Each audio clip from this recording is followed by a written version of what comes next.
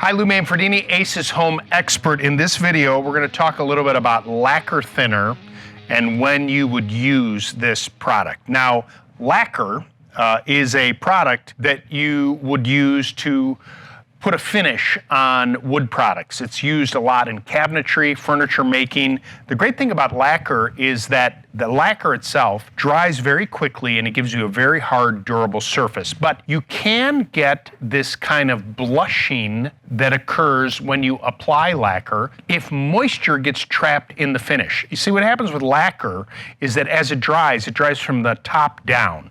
And so, say you live in a drier climate like Wyoming or Colorado. You've probably never had this experience, whatever, but if you live in a more humid climate, the Midwest or the Northeast or something like that, that humidity level can cause this little almost milkiness that comes in the finish. Well, with a lacquer thinner, you can eliminate that by applying in a well-ventilated area and using a clean rag over the top of it to eliminate it.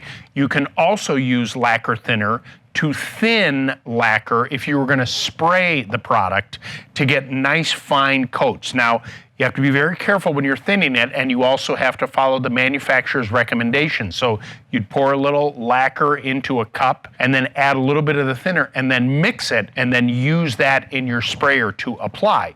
Of course, if you're using lacquer with brushes or spray equipment, you can also use this product to clean up after you're done.